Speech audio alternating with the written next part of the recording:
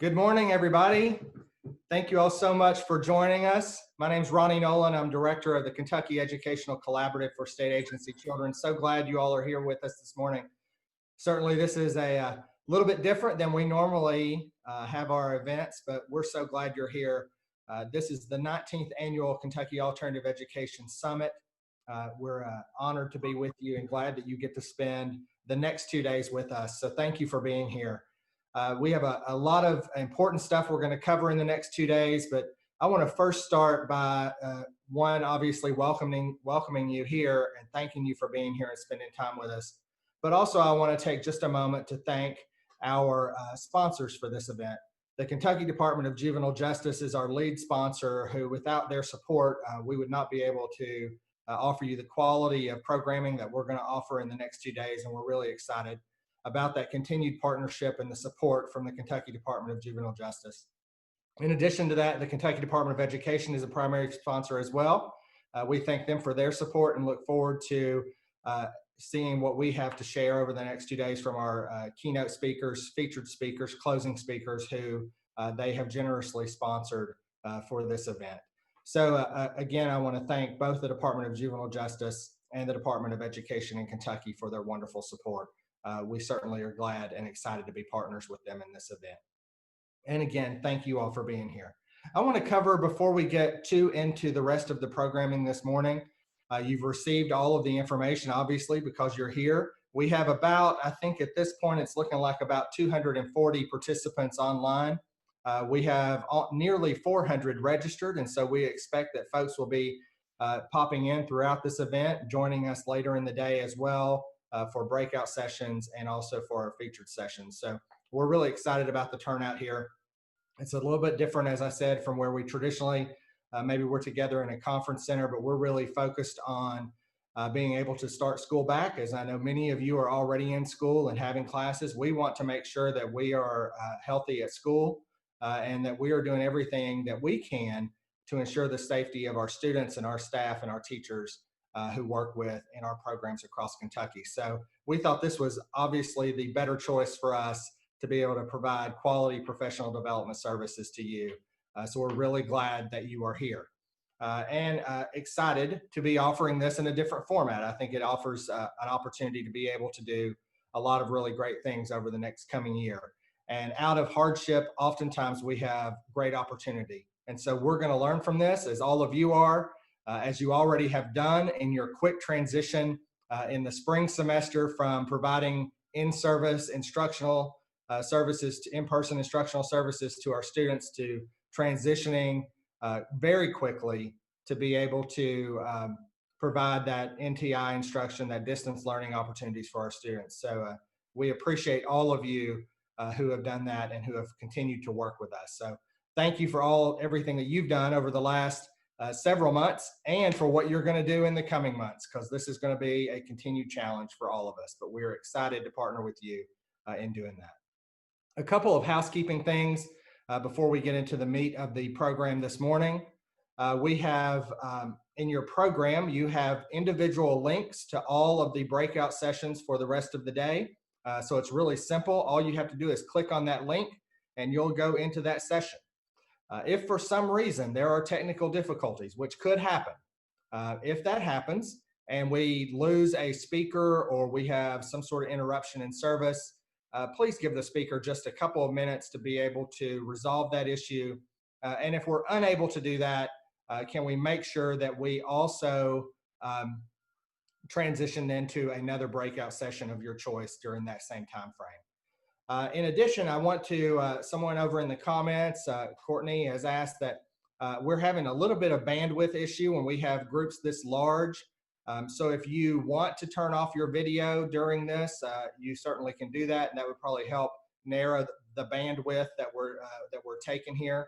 Otherwise, I love seeing you all, everybody on here, but please know that that is taking a large amount of bandwidth for folks, and so we want to make sure that we're getting the best signal and the best quality out to all of our folks. So we'll do that. Let's see, a couple other things. Also, if you do not have your full name on your screen, you can, we're asking that you please change your name on your handle to your full name, so that when we do your attendance and records for this event, we have accurate information for that.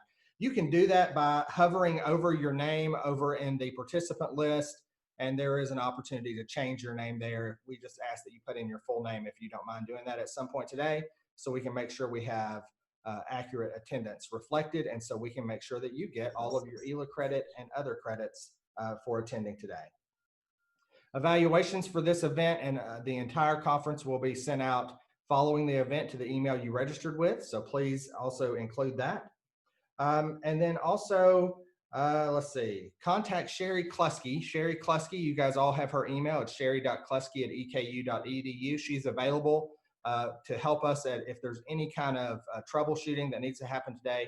She's our resource out there, so she'll be able to help you with that. And so without further ado, I'm really excited this morning to start our program and to welcome officially Commissioner LaShawna Harris, who is going to introduce Lieutenant Governor Jacqueline Coleman. Commissioner Harris is a graduate of Spelman College and the University of Kentucky College of Law. In 2011, she was appointed the Assistant Executive Director and the PREA Compliance Officer for the Kentucky Department of Juvenile Justice. And then in December of 2019, Commissioner Harris was appointed Commissioner of the Kentucky Department of Juvenile Justice by Governor Andy Beshear.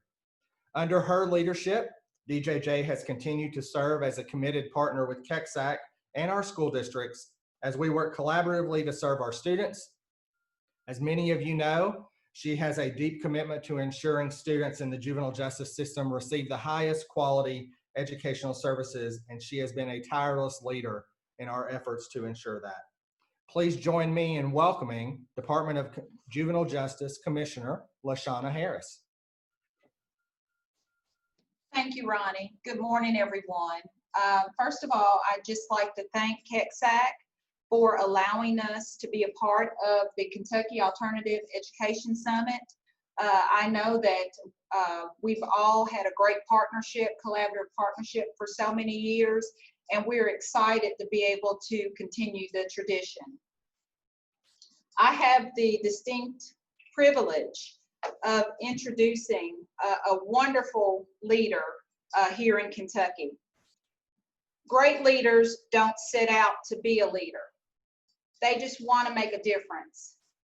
It's never about the role. It's always about the goal. Ladies and gentlemen, colleagues and friends, I have the distinct honor of introducing Lieutenant Governor Jacqueline Coleman, who also serves as the Secretary of Education and Workforce Development. We are so honored to have you here today. Public service has always been a way of life for Jacqueline and her family.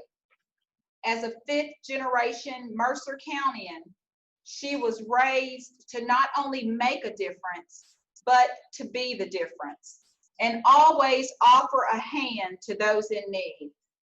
As a result, she has devoted her personal and professional life to serving her community. She is a tireless advocate for public education and a strong proponent of young girls and women stepping into leadership roles. In another life, though, prior to becoming Lieutenant Governor, she was a phenomenal high school basketball coach who led her teams to 5 consecutive record-breaking seasons and 1 appearance in the Sweet 16, which helped earn her Regional Coach of the Year honors in 2015. A servant leader, a champion for youth, focused, committed, driven. Jacqueline's leadership doesn't end in the classroom or on the court. Her experience as an alumna of Emerge Kentucky drove her to found her own nonprofit, Lead Kentucky, in 2013. Lead Kentucky ensures that Kentucky college women are prepared, encouraged, and empowered to seek leadership positions on their campuses and later in their professional life. The Lieutenant Governor has also served as an assistant principal at Nelson County High School, and she is currently pursuing a doctorate in educational leadership at the University of Kentucky. As the Lieutenant Governor, Ms. Coleman has focused on creating an excellent public education system in Kentucky that will produce the future leaders of our Commonwealth. She is determined to give a voice to Kentuckians who feel shut in and shut out. She is committed to building a Kentucky that works for us all. Someone once stated that teachers inspire the smallest hearts to grow big enough to change the world. You, Lieutenant Governor Coleman, are inspiring hearts all over this great Commonwealth.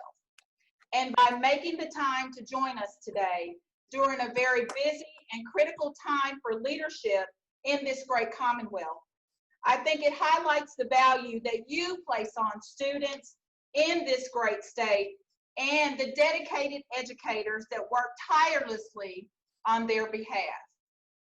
Again, I am so honored to be able to introduce, and please, everyone, help me welcome Lieutenant Governor Jacqueline Coleman. Thank you. Well, thank you so much for that introduction. I need to take you with me everywhere I go.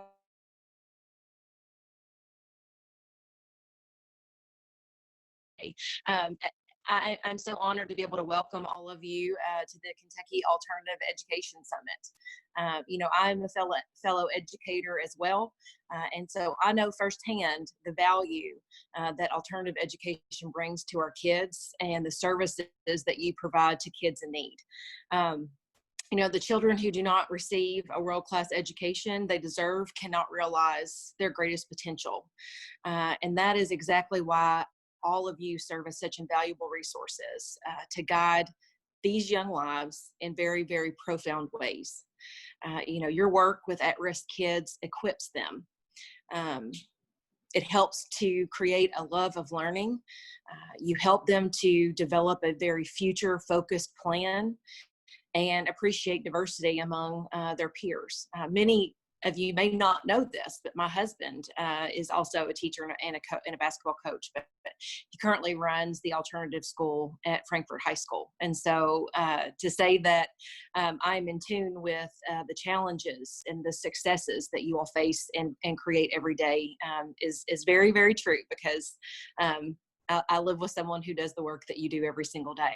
So, you know, I know that when we talk about one of the big things that we talk about in the world of education now is serving the whole child. I don't know that there is a better example of meeting kids where they are and serving them in a very holistic way, as much as the work that you do, because it really and truly is, it's about education, it's about learning, but it's also about providing, you know, very positive social and emotional support as well.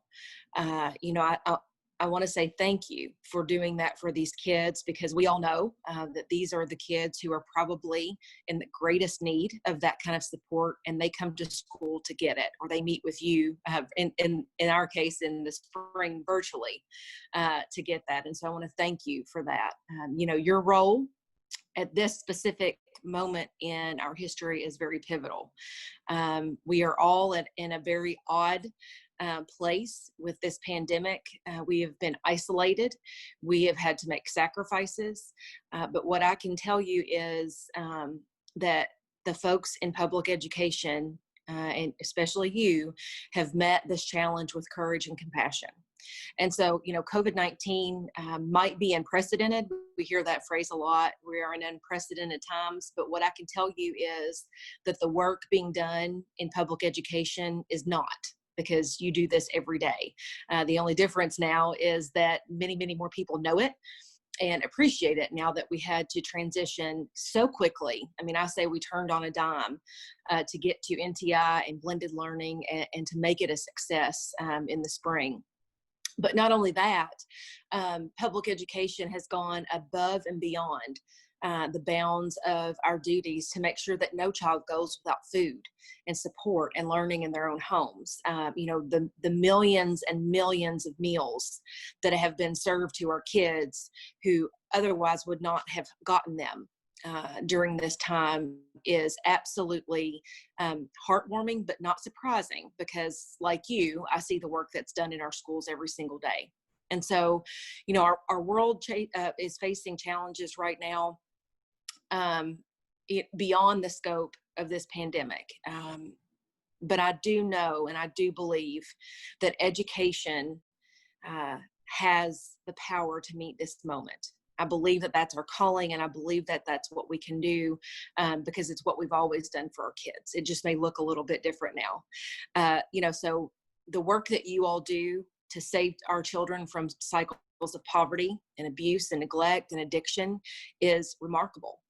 You inspire our students to take a risk because you believe that they can succeed. And the difference of having an adult that believes in these kids literally changes their lives. I know some days may seem harder than others, and some days you may wonder, are you getting through? But I can promise you that these kids need somebody who believes in them, and they need somebody who will stand with them, and you provide that for them through the good and the bad every day at school. And so, Governor Beshear and I have said that our administration's priority is on education, and even this virus is not going to change that. We continue to make sure that public education is our focus. We're all going to make sure that your students have the support that they need every day, but certainly through this pandemic and long after it's over.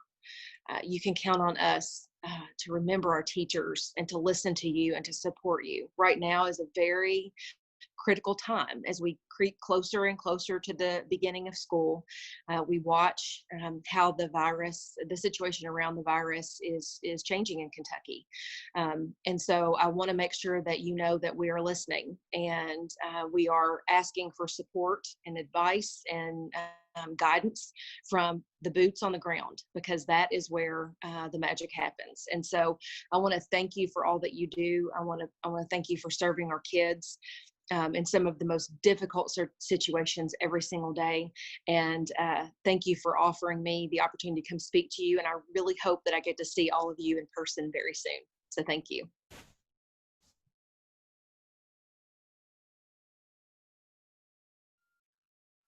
Great. Thank you, Lieutenant Governor Jacqueline Coleman. We appreciate you being here this morning. Thank you for taking the time out of your schedule to spend with us.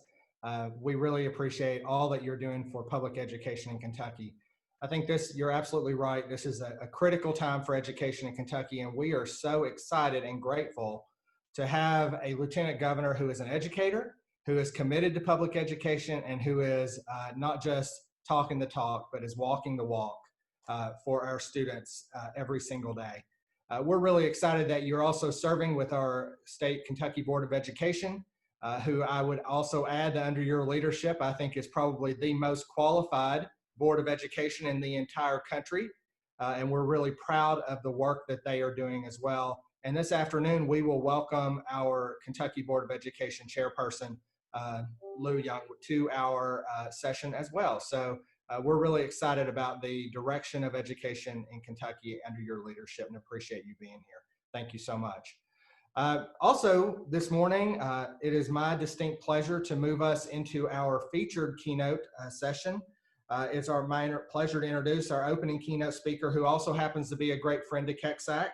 Mark Anthony Garrett grew up in the tough inner city of Dayton, Ohio, as a foster child who was later adopted.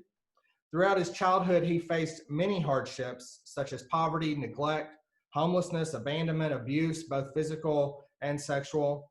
At age 14, he lost his adopted mother to cancer. He dropped out of school, joined a gang, and was in and out of juvenile justice facilities at that time. Although his surroundings were often negative, Mark was encouraged by his third grade special education teacher to never give up on life and to always strive for excellence. He knew that he had to take destiny into his own hands, like many of our students.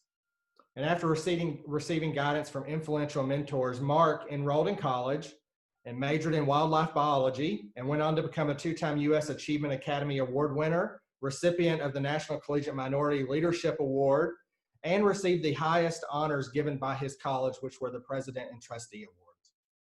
This experience inspired him to dedicate his life to helping troubled youth and adults overcome the negative challenges within their own lives and discover that they have greatness within them. Mark is extremely passionate about helping raise the mental consciousness of people all over the world. For over 20 years, Mark Anthony Garrett has worked as a top-level consultant, master trainer, and professional speaker for various businesses, child welfare agencies, education associations, and K-12 school systems throughout the country and the world. He's motivated audiences through his electrifying speeches, training, and transformational seminars. He is a leading expert within the child welfare and K-12 education industry on topics such as teacher leadership, cultural pedagogy, staff retention, motivational empowerment, leadership, service excellence, overcoming adversity, youth empowerment, building relationships, and maximizing human potential. He's best known for his premium professionalism, high quality and high energy programs, humor, enthusiasm, and ability to captivate audiences of all ages. He has contributed and published articles for various newspapers and publications around the country and was recently featured as a celebrity expert in Forbes magazine. He's a leading columnist for Fostering Family Today magazine and the author of Teachers Are Heroes, 7 Successful Principles for Transformational Teaching. Mark's story and Teachers Are Heroes message has been featured on ABC, NBC, CBS, Fox News, and other affiliates across the country.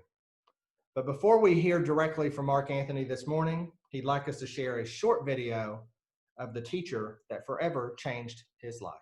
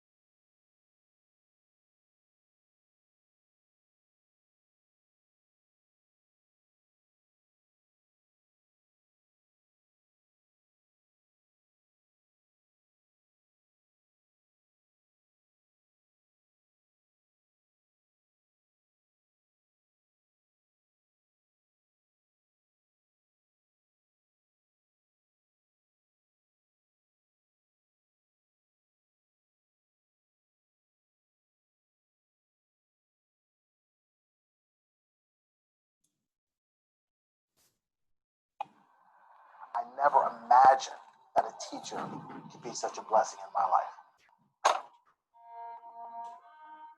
Teachers have the ability to change the world, one child at a time.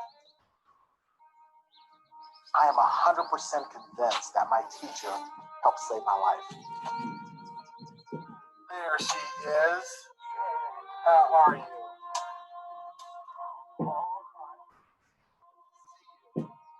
So good.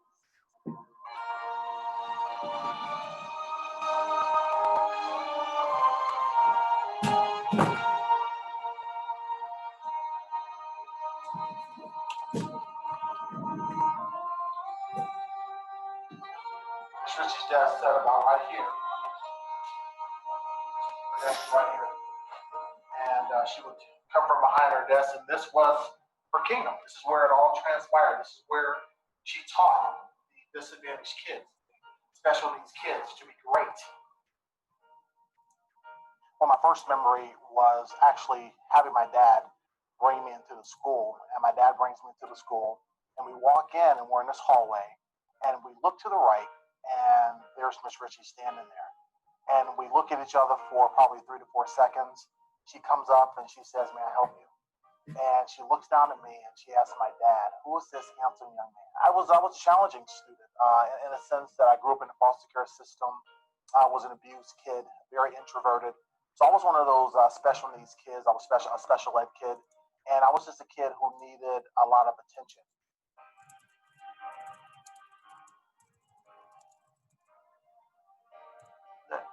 fact that I taught kids and I knew he had problems, it really meant something to me. You know, during those times, I had a lot of problems at home, and I was carrying a lot of emotional baggage. He spent quite a bit of time with his head on his lap on the desk. Miss Richie would come by and just kind of put her hand on my back and rub my back and tell me everything was going to be okay. But the most important thing that I remember that she told me was that one day I would grow up and I would be significant. And it took a while for that to change. I didn't really believe that I was like other kids. I didn't believe that I could achieve like other kids. But the one thing that Miss Richie did for me was give me a sense of hope. Give me a sense that I could be more than I ever thought I could be. And I remember she said that in this classroom, in this space, it's our kingdom. And in the kingdom, you have kings, you have queens, and kings and queens are treated like royalty. And so she said every time we would come into class, we had to act like we were royalty, which in our mind, we thought that was kind of crazy. But what she was doing was really building our self-esteem. Well, he got confident. He raised his head. And we were making progress. You know, he could see that he was making progress. And he responded to me. I don't know where I would have been if Miss Richie weren't in my life. Probably in jail, probably maybe dead. And just having her in my life, when I think about it now, is just impactful because you never know the impact someone could have in your life until you finally realize just what they were able to do for you. So I don't know where I'd be. I would say I gained as much as he did because it was like a little miracle. She gave me that for Christmas. Okay. I was wondering if she painted that, but she didn't paint it. No. She was the first person who told me that I was significant. And for a little kid who had never been told that before, to have someone generally tell you that you're significant, that was so life-changing for me. And it just put me on a whole different course emotionally and also mentally and educationally. The impact Miss Richie had on my life has been absolutely phenomenal. Because of what she did for me, I became a professional speaker and trainer who travels across the nation speaking to tens of thousands of people within school systems, foster care agencies, and corporations. Miss Richie is my inspiration. It's one of my highlights in my life. It really is. I've always been for the underdog. Because I really appreciate what you did. Yeah. And just the whole, your whole life of service and believing in kids like me. I don't know what else to say. It's just amazing. I would tell every teacher out there to never, ever give up. Because you just never know. You never know the impact you're making in a kid's life. You never know that kid that you may think can achieve or you may think can't make it could be the very one through what it is that you do. They can go out there and change the world. So I would tell every teacher to think big. I will tell every teacher to never give up on any kid and to truly understand that they're heroes. Because in my opinion, teachers are heroes. Be nice to them. You know, they have no faith in themselves. And if you just smile at them or, give them a boost now and then, that would be so helpful. I'm proud of him. I really am. He's kept touch, and he's done a lot for me to remember the good times and that, you did mean something to somebody. When I think about what she did for me, I don't know how I could ever repay her. I don't know the words to say except I love you. And I sincerely mean that.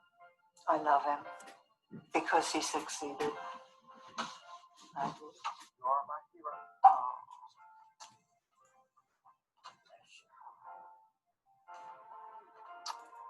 You did. You turned out wonderful. Thank you.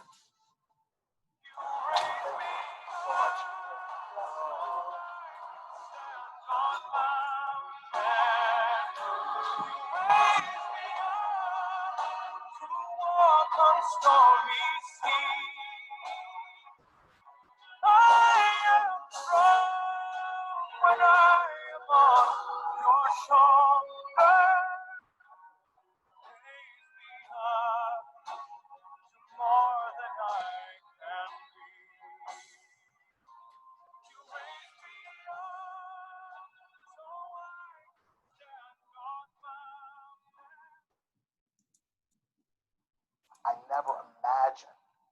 teacher to be such a blessing in my life. Thank you. Please join me in welcoming our featured keynote speaker this morning, Mark Anthony Garrett. Hey, thank you. Thank you so much. Thank you so much for such a great introduction. How's my volume? Is my volume good? Sounds great. Fantastic. Well, first and foremost, let me thank everyone for joining us today. I am sincerely honored to be here because a kid like me who was an alternative kid, I shouldn't be. But I want you to realize that because of people like you, I exist. So as I get my slide thing going here, okay, it's just taking a little time to transition. But I just want to let everybody know that I am extremely honored to be here. But the first thing I want you to realize is that you are a hero. And the reason I say, and the reason I believe that you are a hero, and the reason I want to talk about the power of a hero is because I am a direct, well, let me put it like this. I received your grace. I received your honor. I received your love. I received your compassion. Even though all of you did not teach me personally, the essence of what we do for the kids who are in alternative schools or in alternative settings, it is monumental. And I was special ed. I was one of those kids that they said would never make it. I was one of those kids that they wrote off very early and says, because you come from the inner city, because you were placed for adoption, because you were in foster care, because you're not academically sound, because you live in poverty, it is probable that you probably won't make it. But there were people like you who refused to allow me to believe that my situation had to be my outcome. So I guess what I want all of you to realize today is simply this, that you are valuable and that you are needed.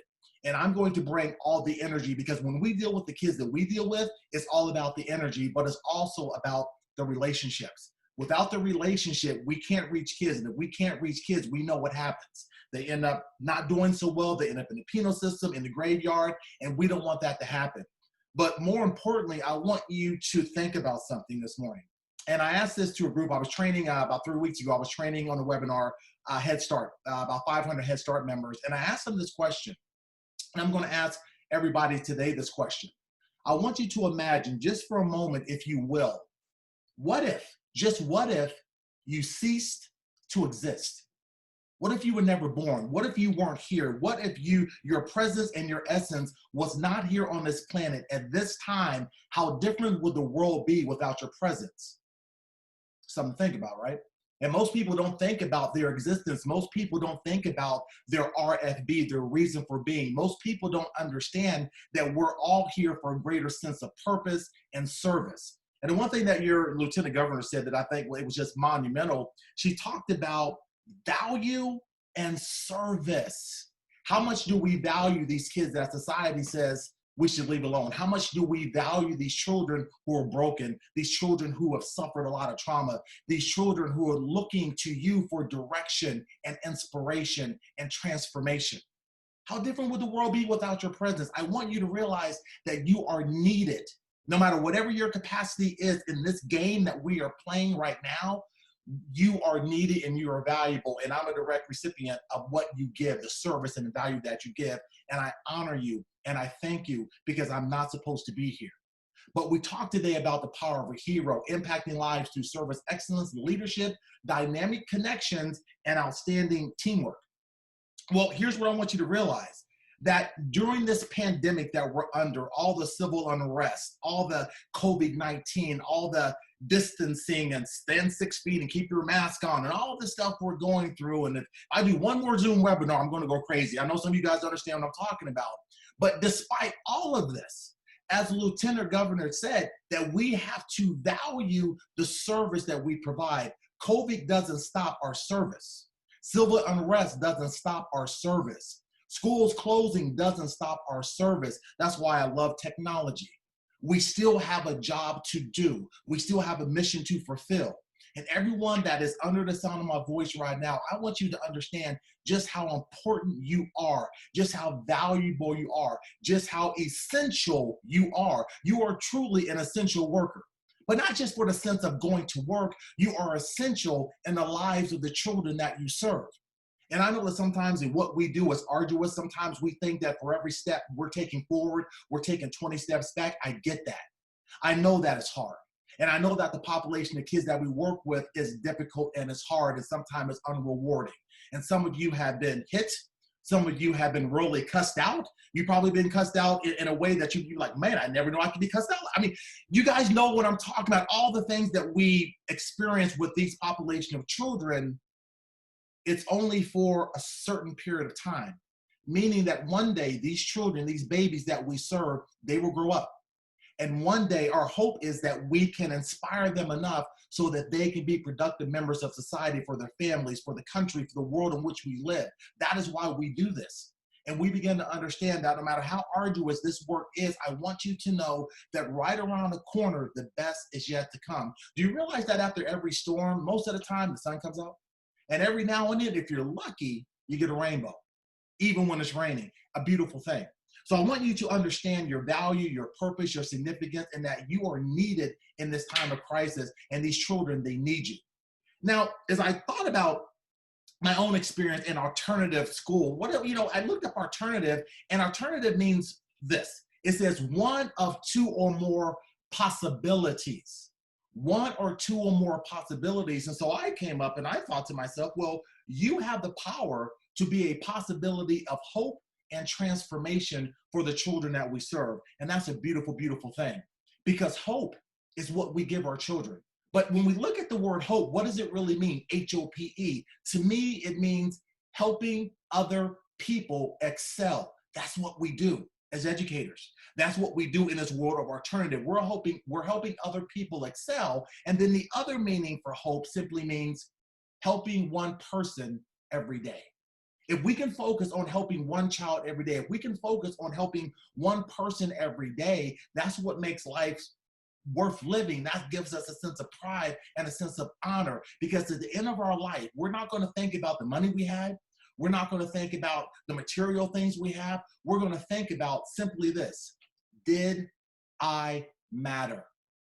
Did I do something with my life that was significant? Did I leave the big L? The big L simply means the legacy. How many lives did I impact? How many lives did I transform? How many lives could I potentially save through what it is that I do? So never, ever in your life, ever devalue what it is that you do in this world of alternative education. You have to understand that this is powerful. And these broken children, these broken babies, these broken spirited children, they need us. Our leadership, our guidance, but more importantly, just like as your wonderful Lieutenant Governor said, belief. How do we believe? How much do we believe in these children? Do we believe in the impossible? Do we believe that we can reach these kids that society says are unreachable? And many of you understand that some of these kids have came to you broken, but when you understood how to listen and empathize and build a relationship, you have seen transformations. You've had kids come back and say, thank you for what you've done. And that's why we do what we do. And so when you begin to understand that, you got to get excited, and I'm excited. And the reason I'm excited, first of all, I'm excited to be here today, but more importantly, I'm excited to inhale and exhale. Because as long as you're inhaling and exhaling, you have the power to make a difference in the life of somebody else.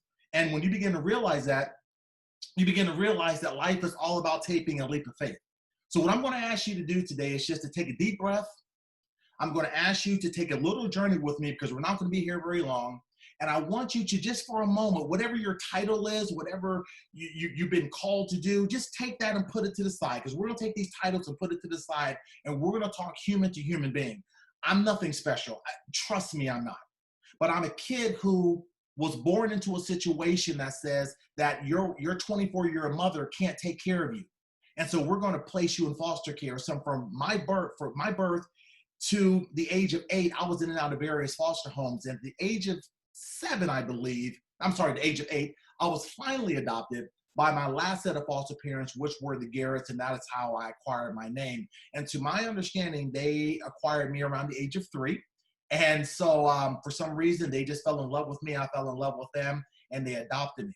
And so during those times, I was not supposed to be anything in life. We lived in the projects, we lived in the inner city, and they said to my parents, and they said to us, kids like you either sell drugs or you get involved in illegal activity. And so that was kind of like the mindset, where I grew up, and there were a lot of good people too, but I got caught up and a lot of negativity. And growing up, it was one of those situations where I was just trying to find my sense of being. Why am I here? Trying to find out, why are all these negative things happening to me? Why am I suffering so much trauma? Why did my real mother want me? And why are my foster parents, though they're great people, my foster father being born in 1918 and my foster mother being born in 1930, they were great people, but we were blue collar.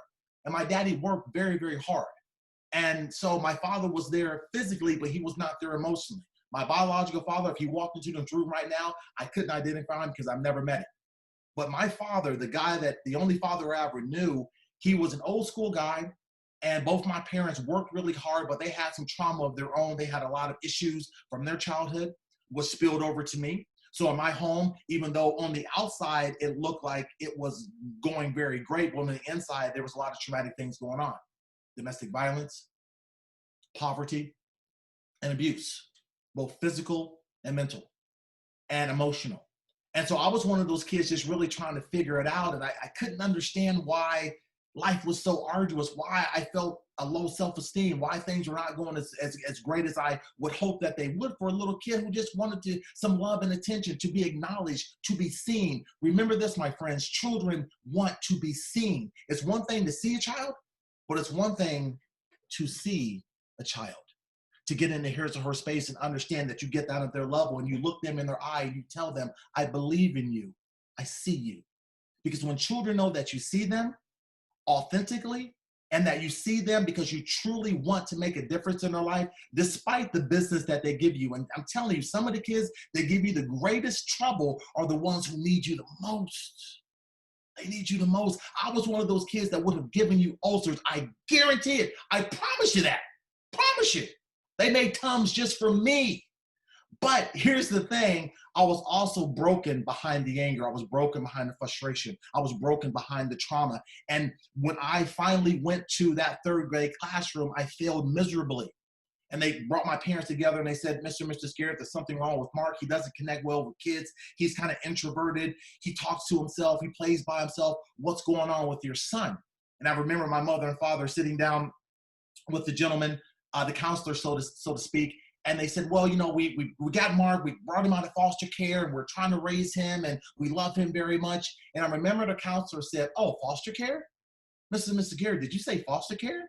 And my father said, yes. And the gentleman said this, and I never forget this. He said, Mr. Garrett, now that I know the backdrop of Mark Anthony, I'm going to say something to you that you may not like, but you really shouldn't expect too much from a kid like this. And I remember that the only problem with that statement is that my mother and father looked at each other, and they bought the hype. They bought the red pill, you know, and they bought into this whole hype of special education and your child is slow and we need intervention. And my parents didn't take that leap of faith. So when you look across this bridge, you can't see on the other side. See, that's what faith is. My parents didn't have the faith or didn't understand how to have the faith on how to properly support me. They said, here's our child, do what you will. So that next year when I went to the third grade, I had to repeat it again. And I'm sitting there in this homeroom classroom, and over the loudspeaker, the principal comes on and he says, all kids go into room 315. I want you to go there now. All kids go into 315, move there expeditiously. And me and all my buddies, we're sitting around the classroom, we're laughing with each other because we know that there's no special ed kids in our classroom, but I knew that I was one and I did not want to be exposed. I knew I had a learning deficit. I knew I had a self-esteem issue, but I tried to mask it by making people laugh, being the class clown. But underneath all of that little 8-year-old boy, I was broken. And I was standing in that classroom trying to figure it out. And I had a 2-teacher classroom, and the principal comes over the speaker again, and he says, all kids go into room 315, please go there now. And I'm sitting in there, and I've got my fingers crossed, got my eyes crossed, my legs crossed, and I'm praying, please don't call my name. And then about 20 minutes goes by, the principal doesn't come over the loudspeaker, and I'm like, yes, I'm safe. But about 30 minutes later, the principal comes on the loudspeaker, and he simply says, Mark Anthony Garrett, please report to room 315. Mark Anthony Garrett, please go there now. And the room collapsed. I felt like everything in the room was much bigger to me, and I was like a small little ant. And there I am sitting in this classroom, humiliated. And I remember the teacher says, she says, Mark Anthony, what we want you to do, we want you to get up, go to the back of the room and wait for the aide. And they said it in the most humiliating way, as if to say, you are different, you are nothing, you are putrid, you are rotten, you are a mistake. And I built up all the muster that I could with my little 8-year-old body. And I went to the back of my room and I got my little Land of the Lost lunchbox, my Evel Knievel starter cap, and so yeah, I'm 52, so I'm a 70s kid, right? And I got my little stuff and I'm waiting for the aide. And I remember my friend named Joey says, Garrett, I'm like, yo, what's up? He says, hey man, he says, are you really going to room 315? I'm like, oh, that's a mistake. He says, no, man, that's where you're going. You go to 315, the principal calls your name. You know what that makes you, right, Mark? I said, no, bro, what's it make me? He said, it makes you a retard. And my best friend named Joey, he starts singing a song. He says, Mark is a retard, Mark is, and the whole class joined in. And about the 7th verse, the teachers kind of made the kids be quiet. And I'm standing there at the door and I'm livid. And I'm trying to hold back these tears. And the aide comes down and she says, Mr. Garrett, are you really ready to come with me? I said, yes, ma'am. And as soon as I walked out that door and I made a left-hand turn, I'm walking down the hall and something happened to both eyes. The tsunami hit this eye and the tsunami hit this eye. And I couldn't stop the tears because I was broken. As I walked down to 315 thinking that my whole life was going to change, thinking that it was going to be even more arduous, I got a rude awakening because I met someone like you. I met someone that had your spirit, someone that had your tenacity. And I remember as I went into that, as I sat outside the classroom, as the aide went over to the supply closet to talk to Miss Ritchie, the lady that you saw in the video, I'm looking in the classroom and I see kids that look like me. I see another African-American boy named Russell, and we didn't talk to him. Matter of fact, I didn't even like Russell. Nobody liked Russell, and nobody played with him. It wasn't that because of his skin color. It was the fact that every time Russell would talk, he would stutter. And we called him Stuttering Russell. And then there was another guy named Patrick. He had a prosthetic arm with the rubber band with the pinchers, and they called him Captain Hook. He had been in foster care just like me. That was my buddy. I remember 2 weeks earlier, he got jumped on the playground by 2 brothers, and they were beating this kid, and I couldn't even move. I was so paralyzed with fear. I couldn't even help my friend. And as they're beating this kid, they're pulling on his prosthetic arm, and one kid snaps the arm, has it in his hand, and throws it over the fence before they kick him in the ribs. And then there was this little girl named Jessica. As I looked at her, and Jessica had oily hair. None of the girls played with her. She had lesions all over her body, excuse me. And I remember as I looked at her, I asked myself, how does a little girl get like this? And how does she end up in a classroom like this? But see, nobody knew that the oily hairs, because they had no running water, nobody knew that the lesions on her body were, well, when her father got angry, he would put his cigarettes out on her and she became the human ashtray. And the reason she walked funny and a lot of kids made fun of her is because her dad did things to little girls that grown men should not do. Those were the children that Miss Ritchie served. And I remember as I stood there, the aide turns to me and she says, Mark, go find the seat. And I looked around and there was a seat in the 3rd row, and I sat down and nobody said a word. You could hear pin drop. Because all of us broken kids, all of us kids that society said would not be anything, were sitting in this confined room because they said we're different.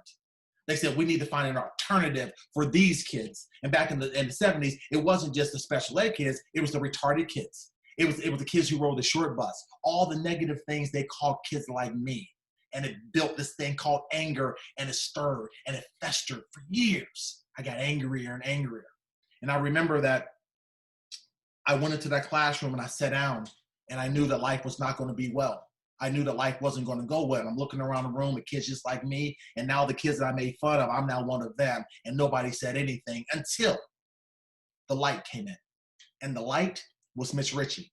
She comes into the classroom and she had this thing called energy, enthusiasm. She walks into the class and we're all sitting there like, oh man, it's going to be a bad year. And she says, hello, class. Look at all of you. You're so beautiful. Look at you. Oh my goodness, Patrick, look at you. You're such a handsome man. Hey, Jessica, girl, I see you. I love your hair. How are you? Saw your mother. Yes, I did. Welcome back. And hey, Jose, good to see you. Hey, Lisa, good to see you. And we have a new kid named Mark Anthony. Hello, Mark Anthony. Good to see you. Welcome.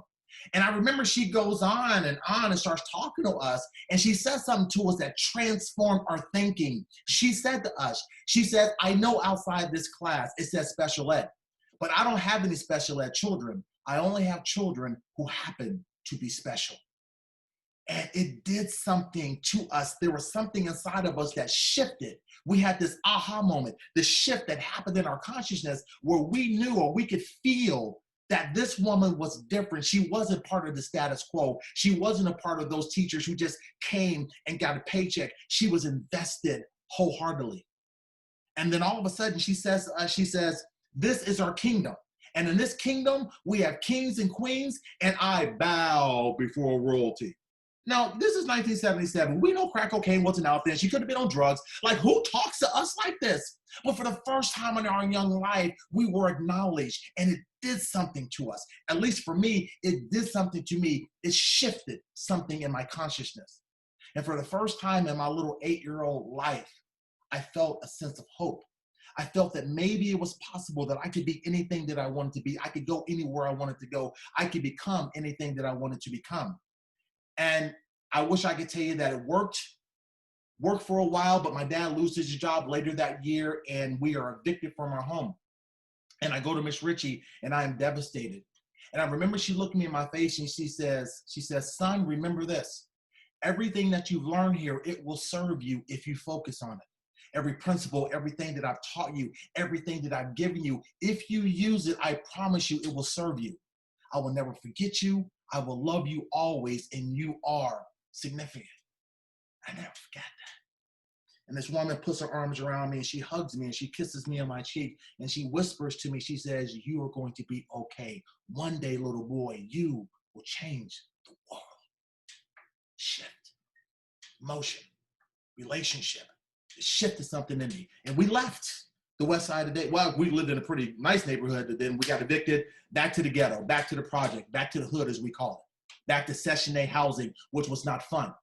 But through that experience with that one teacher for that 1 year, it shifted something in me where it did something into my emotional bank account, where as I went through 4th grade and 5th grade and all the other grades up until the 8th grade, because you're looking at 8th grade dropout, every other grade that I went to, everything that I did from that point on, the essence that she gave me was monumental, because there were certain times in my life, especially when I became gang affiliated, where I would almost be on the edge of just giving up or doing something that could have got me in prison or got me killed. I would hear her voice, you are significant.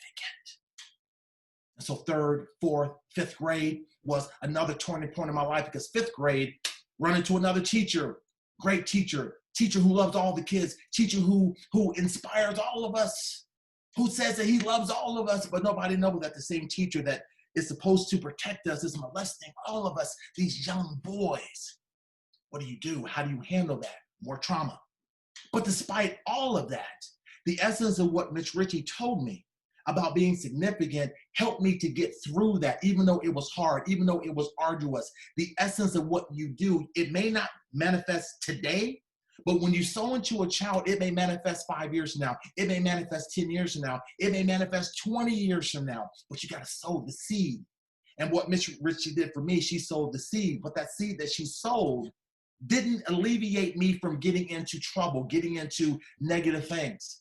When I came home from school one day, my mother's sick, and 2 weeks later, she's sick again, and she goes to the hospital. She's diagnosed with massive brain cancer. 2 months later, mom passes away. My dad had been married previously, lost his first wife. My dad becomes a chronic alcoholic. I become a juvenile delinquent, and life took a negative turn. So I got involved in drugs, gangs, selling drugs, negative stuff, doing drugs, trying to work a job, trying to keep the cops off my back, and then comes breaking into things and stealing things, and then comes juvenile detention center. To the little kid that they said would never be anything, now I'm locked up, trying to figure out this whole thing called life. And I spent some time there getting out angry, getting out frustrated, trying to figure out my life. And I figured it out so well, I ended up going back to juvenile again. And they said, if you come back again, we're gonna lock you up for a long, long time. And I was like, jail is not for me. So I decided that somehow I had to navigate my way out. And I'm not saying that it was easy. But what I'm trying to share with you is that you have the power to shift somebody. I'm not supposed to be here. I should not be alive. I was supposed to be dead. And when you're supposed to die, when you're not supposed to make it because society says, because of your skin color, because of where you grew up, when you're facing all of that, it is difficult. but still the essence of what you do, it matters. And so everything that Miss Ritchie did for me, that whole faith piece, had me to kind of think outside the box. So I had to think outside the box about how I was going to live my life, what I was going to do, where I was going to go, how I was going to make it. I had to have that shift, that internal shift that says, you can do this. You can be anything that you want to be. So when you look at this, what I'm going to do, I'm going to put up a box, and here's the box. And you can see this box is three-dimensional, nothing really special about that box, but I want you to think about this box as a child, or a child that you serve. And all we're looking for is the aha moment, the moment where we can build enough momentum where we can see a shift, we can see some growth. So here's what I want you to do. I want you to concentrate on this first square right here, and I want you to concentrate in the center. And the more you, oops, I'm not supposed to do that. The more you concentrate in the center, the box will shift. The box will shift this way, and it go back this way, and it go this way, and then it go this way. And if you don't see it, it's just an indication that there's nothing wrong with you. It just takes time. See, with some kids, it's going to take a little bit more time than others to have that shift, to have that aha moment. But when we understand that, we begin to realize that in what we do in alternative education, it's all about inspiration. It's all about purpose. It's all about connecting. It's all about taking that child that life says is upside down, and we turn them right side up, or at least give them the tools to help themselves turn their right side up. But I'm telling you that your belief and your inspiration in these kids is life changing and also life altering. But here's what Patanjali says about inspiration. He says that when you are inspired by some great purpose, some extraordinary project, he says that all your thoughts break their bonds. He says that your mind transcends limitations and your consciousness will expand in every direction, and you find yourself in a new, great, and wonderful world. He said dormant forces, faculties, and talents become alive, and you discover yourself to be a greater person by far than you ever dreamed yourself to be. In essence, what Patanjali is saying is that when you stand for something, when you are living life on purpose and understanding that you have been given a gift, because everybody can't do what it is you do. Everybody can't work with this population of child. Everybody can't do that. You got to have something special. You got to have something different. You got to have something unique, something that's inside of you that allows you to be able to connect with these children. Everybody can't do that. And there are a lot of armchair theoreticians out here who say, oh, education doesn't work and these teachers aren't doing enough. Let me tell you something. When you wake up every morning and you give it everything you have, and you come home and you look in the mirror and you can tell yourself, I gave everything I had. It's like playing poker. All my chips were pushed in today. Then you know that you did all that you could. So it doesn't matter what the outside people say. All that matters is when you know inside that you've inspired a child, you've given everything you have. It's a beautiful, beautiful thing. I want you to realize simply this, that we are more than just our titles. Ladies and gentlemen, we are lifesavers. We save lives. I am here because one teacher believed in me. I'm here because one person looked at me and says, I will not let you fail. I believe in you. I know that it's hard, but I'm going to wrap my arms around you, little boy, and I'm going to love you, and I'm going to protect you, and I'm going to tell you every single day how beautiful you are, and how strong you are, and how much I believe in you, despite the fact that I would give them the business. And Miss Ritchie, she got it too, because I would have these things called spaz days. And on spaz days, that's when little Mark Anthony would flip his desk over and break his pencils. And I remember one particular time I did that. And I remember Miss Ritchie would just kind of comfort me. She would just kind of help me just kind of get through those times. But on July 28, 1986, her presence became life-changing. July 28, 1986, I just turned 18 on the previous month. And July 28th, that was the day that I said to myself that life is too hard and that I need to end this. And so I contemplated my suicide. And so I remember I came home and I had my 9mm gun that I carried for protection. And I was trying to figure out, what is suicide protocol? Is it here? Is it here? Is it in the mouth? How do I do this thing? And I was so tired of life, tired of the gangs, tired of my father's drinking, just tired of life in general. And I felt that I was a failure. And so I said that if I take this gun and I blow my brains out, then maybe that's the alternative. And so that's what I decided to do. And I went up in my room, I cocked my gun, and I was crying. And I said to myself, I'm so sorry, Miss Ritchie. I'm so sorry to everyone.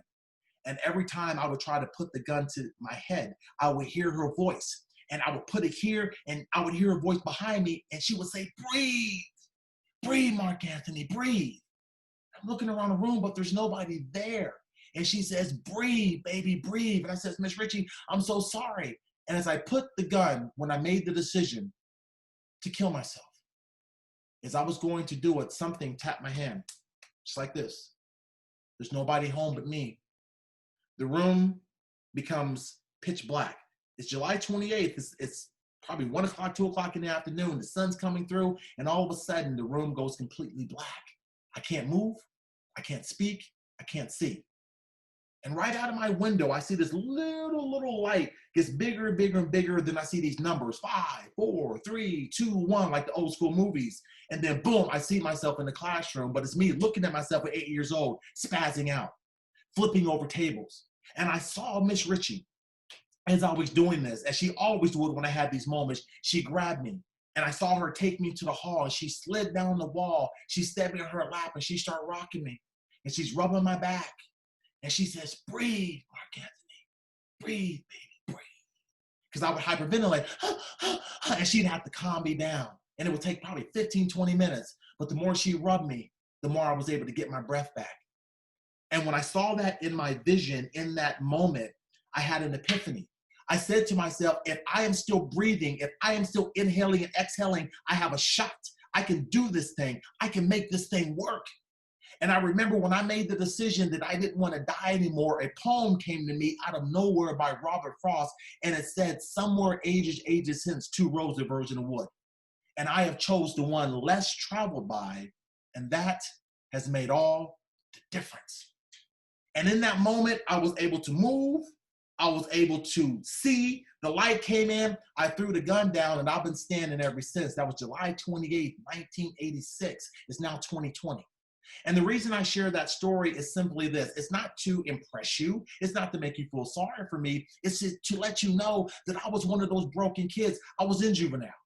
I was in the gangs. I was gangbanging. I was selling drugs. I was using drugs. I was doing all of the negative things, and society says you're not going to make it, but somebody believed in me. And I believe to date, being a speaker for the last 25 years, I believe I reached over 8 million people and over 10 million kids. And I don't say that to brag. I just say I'm a kid from the inner city. I came from nothing, and I'm nothing special. I just had people like you who believed in me. So I'm going to say this to you. If any of you on this call doubt the value that you bring to this profession, if you doubt your power of influence, if you doubt your power of presence, I'm here to tell you that I breathe and I live because of people like you. You are so important and you are so needed, especially for a time such as this. Please trust me when I tell you this. You are everything that these children need to be able to see, to pull that veil off their eyes and to see that your trauma, all the negative things you've been through, you're bigger than that and you're more than that. That's a temporary inconvenience. You are bigger than the situation. You're bigger than the circumstance. And we begin to believe that we're more than just our titles, we're lifesavers. It's a beautiful, beautiful thing. See, and what it is we do is all about the power of connection, human touch. We live in a society where they're like, social distancing, don't hug anybody, please stop it. Listen, it's all about the connection. And I know we probably can't hug and things like that now, but we can always connect. We can connect through our words. We can connect through our essence. We can connect to understanding that as human beings, we're all interconnected and everybody needs someone. But these babies, this next generation that we have been charged to uplift and to motivate and to inspire so that we can send them into the world as good people so that they can make the world a better place. It's a beautiful thing, but we do it through connection. And always understand that your power to connect is stronger than anything in the universe. This here is me and Miss Ritchie. And I love this picture because it brings back so many memories of just what she was able to do for me. But more importantly, who knew that this little kid right here, this is me, I don't know how old I was, crawling around trying to figure it out, had no idea of what I was going to do with my life, had no idea that I was going to walk into trauma. But he knew that this little baby boy who came into a world where they said he's coming in with a deficit, he's coming in with something different, he's coming in with something, the pendulum isn't in his favor, but still, despite all of that, one teacher, One person inspired me to be who I am today, and that's a beautiful, beautiful thing. So no one on this call can tell me that what you do doesn't work, because I am a living example that it does. I'm a living example that when you sow into a child who doesn't believe in himself, who doesn't understand the concept of purpose, when you sow into that type of child and it manifests in his spirit, it can bloom into a beautiful flower. And I hope that that's what my life has been able to do. I try to live every day to serve other people, because I got to earn this thing. See, Miss Ritchie helping to save my life, I don't take that in vain every day. Every day. We had somebody come on, so we got somebody that just kind of came in. I kind of heard something, so we can mute that. That'd be great. But everything that we do, everything that we are, is for something bigger. And just know that.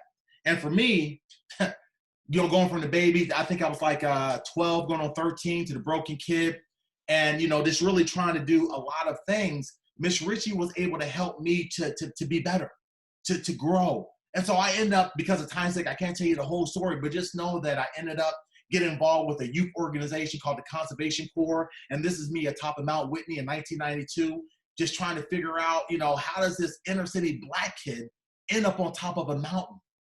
And as I'm looking out before this picture was taken, as tears were coming down my face, the wind blew, and I swear to you, as I'm sitting here today, I heard a voice say, because somebody told you that you could. And as a result of that, I started hanging out with the Conservation Corps. This is my crew. We were 23 miles into the backcountry. All of us kids, broken kids, kids from foster care, kids who, half these kids have been in juvenile jail, but we all came together for a common purpose. And all of us depended on each other, and we connected with each other. We helped each other. We guided each other. And I learned how to climb my own mountains. And I ended up going to college and majoring in wildlife biology. And when I was in school, I decided I wanted to be a speaker. So I went to Ohio University, picked up a degree in communication, and started professional speaking that has taken me all over the world, working with celebrities, a little girl from Blackish, and working with teachers from all over the country. But my love is the babies, connecting with the babies and helping the children. These are my first graders. What I didn't realize about first grade is that there's no nap time. There's no off switch. There's no pause. There's no timeout. They want you all day, just energy. But I love it because I understood that the more energy that I give them, maybe they give me, inspiring me to be better. And some of you will realize that as much as those kids need you, for some of you, you need the kids too. And I started going around the country, mentoring and molding broken children, kids just like me, speaking life into them, letting them know that they're not a mistake, letting them know that they can accomplish anything in life that they want to accomplish. And as a result of that, helping kids all over the country. These kids here, all IEP guys, all kids that have been just ran through the ringer, but I work with these kids and I talk to these kids, and some of these kids now, they're all grown up. And I can't tell you which one it is, but there's one young man on this picture who, well, let me tell you, the guy in the green shirt, can't tell you his name, but he's now a state trooper. Wonder how that happens. How does a kid that they said would never be anything, a kid with IEP, who's kid who watched his brother's brains be blown out next to him, who was gang affiliated, who gave up on life, who when I met him was sagging his pants almost down to his ankles. How does he become a state trooper? Inspiration, sowing the seed. Letting him know, as I looked into his eyes all the time, I would look at him and he'd make me so mad. I said, I believe in you, son. I believe in you. I believe in you. And one day I get this FaceTime message, Mr. Garrett, it's such and such. Hey, would you come to my graduation? I'm looking at the picture. I'm like, my God, you're 20-something years old. You're just graduating? Like, what just happened, And I read down and it says, can you come to the Ohio State Trooper graduation? I'm a cadet. One of the best days of my life, because it reminded me of why we do what we do, that we're here to inspire, here to inform, here to motivate children to be great. All different types of kids I work with. And so the children really motivated me and really inspired me to be the person that I am today. And I will share this with you. Working with these children, it's all about getting the results, because at the end of the day, it's results. So some of you guys can see I have a shirt on that says results do matter. They do. At the end of the day, it's all about the results. If you can't get the results, why are we doing this? And we strive for the results, but results do matter. And I think Miss Ritchie knew that. I think that she knew that if I just sow a little bit more into this baby, if I just sow a little bit more into him, maybe just maybe I can make a difference. And thank God she did, because without her, I would not be here today. I guarantee you, I wouldn't be here today. One person. Now, after Miss Ritchie, did I have other people who inspired me? Yes, I did. Other mentors, yes. But she was the catalyst that started it all. Do not underestimate your power and your value and your presence. And when you understand that, it's a beautiful thing. Despite all the success that I thought that I had in life, we're all unexempt from trauma, from adversity. I was one of those people who became depressed, one of those people who just thought eating was my alternative. You know, it was crazy. And as a result of that, this is the guy I used to be.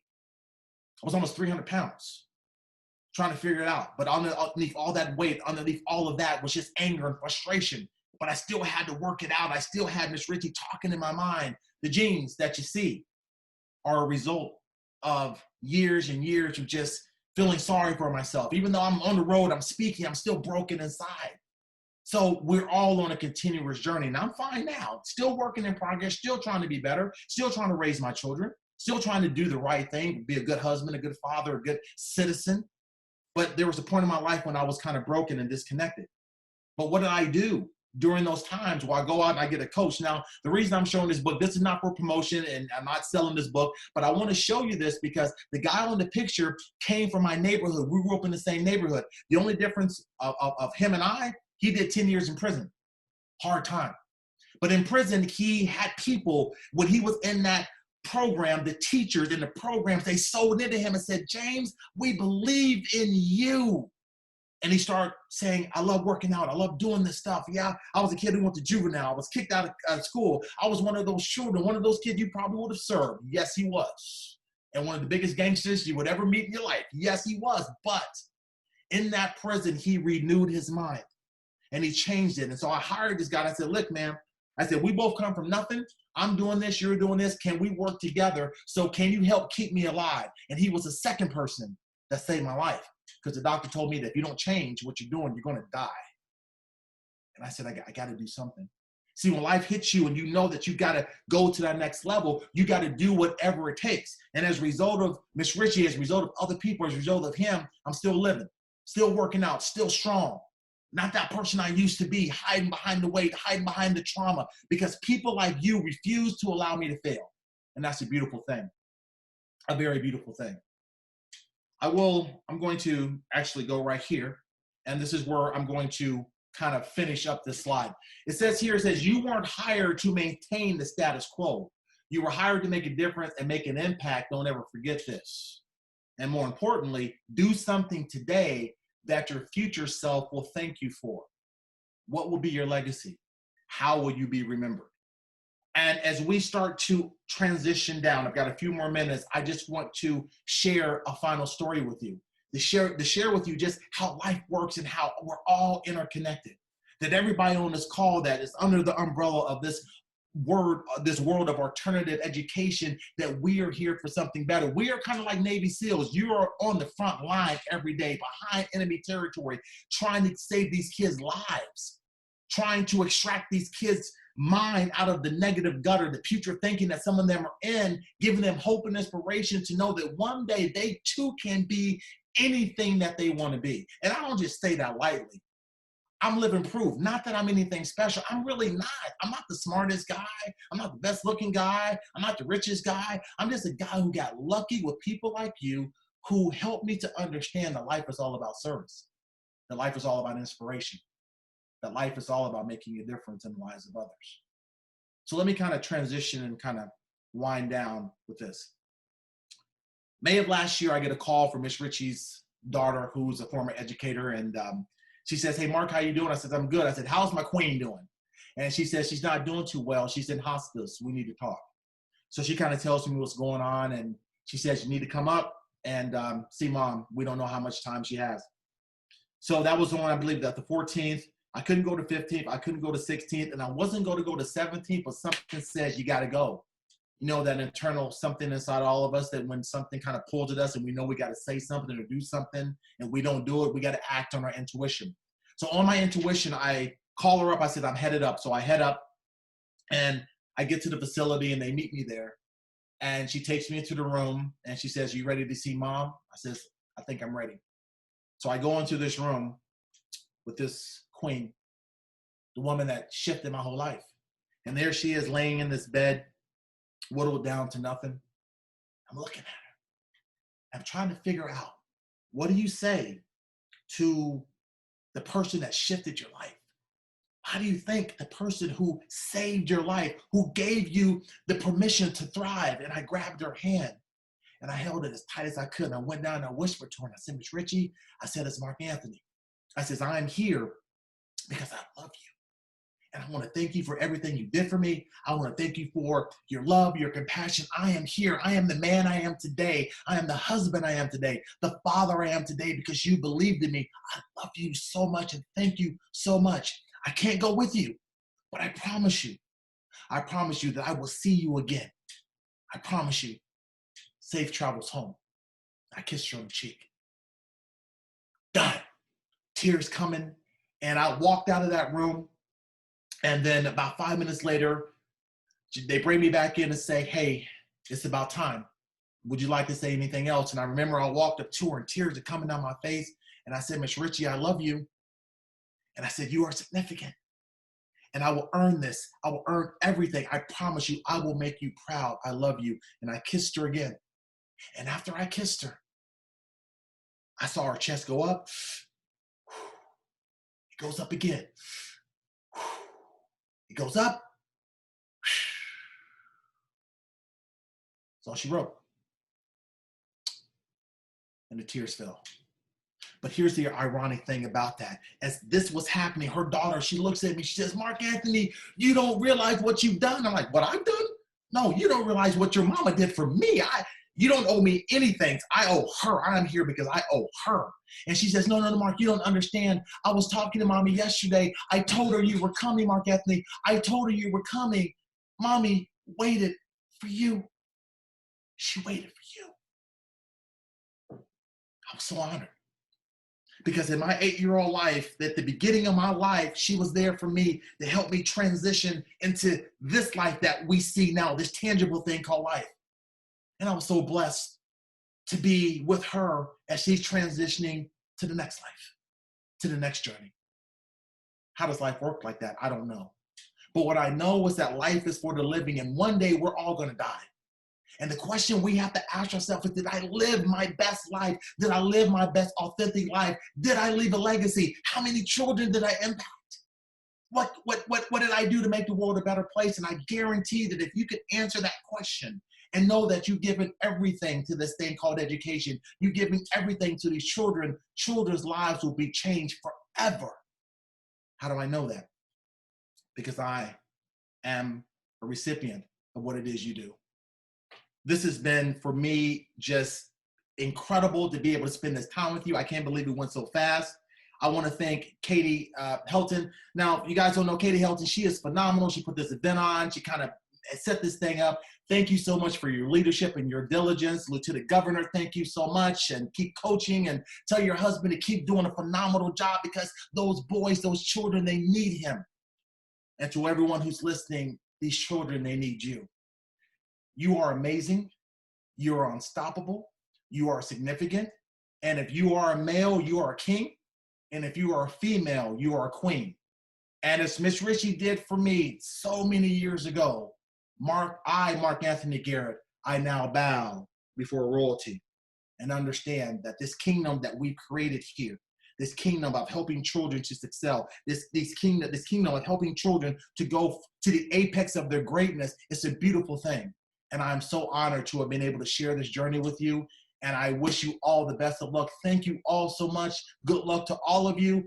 Hey, I'm on Facebook, Mark Anthony Garrett. You'll see me on there in a classroom. Hit me up. But God bless all of you. Thank you so much. And hey, let's keep saving kids' lives, one child at a time. That's my time. Thank you, ladies and gentlemen. Thank you, Mark Anthony. We appreciate you being here. Thank you so much for the wonderful message, for inspiring all of us to continue to do the work that we do. We appreciate you so much. We appreciate Miss Ritchie, who changed your life and put you on the path that you're on so that you can reach out to other folks and inspire all of us to be better in everything that we do every day. So thank you for that. We appreciate it. Thank you, sir. It's been an honor. Thank you. Thank you. Guys, this is going to be a long day, and it's going to be a long 2 days. We appreciate all of you being here. We've been through some of these trainings that have lasted a couple of days. And so, as Mark Anthony said, Katie has done a great job of putting this together so that we can have some built-in time for us to stretch, for us to relax, for us to get up from our seats and walk around. So we're going to start a 15-minute break here in just a second and end the session that we're currently in. What you'll need to do to join the next session is just go to the program and click on the link that is for the next session that you're interested in. You can get into that and then join that. That'll be starting at 10:45 Eastern Time, 9:45 Central. You'll be able to join us for that and get in there. We also have some stretching and some yoga and other stuff built in throughout the day. So please look at your program and be able to join us for that. We're going to get you up moving around a little bit so that you're not just sitting here with us behind a computer screen all day, but that you are getting a little bit active throughout this, because we know it's going to be a stretch for all of us. But we are really excited about everything that we've heard this morning.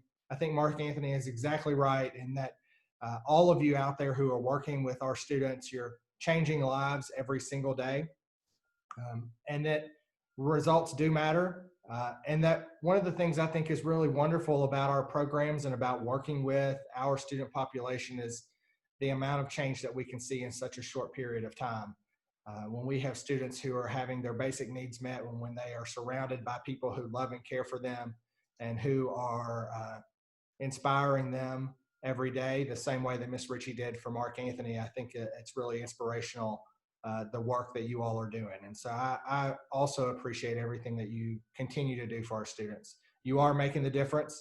I think we see here in front of us a great example of what can happen when we believe in kids and when we do what we have to do to make them achieve their fullest potential. And so I know you all are doing that every day. So thank you so much again, Mark Anthony, for all of your words of inspiration. Thank you to all of our teachers who are watching us today, to Commissioner Harris, who joined us earlier today and I think is still here with us, as well as Lieutenant Governor Coleman. All of us together, I think, are making a great difference in the lives of our kids, and we appreciate you so much. Thank you for being here. We're going to end this session in just a couple of minutes and transition to our next breakout. So again, as you join those, just click on that link in your program and you'll be able to go into the sessions that you self-select. So thank you for being here. We look forward to the next session. Thank you all so much.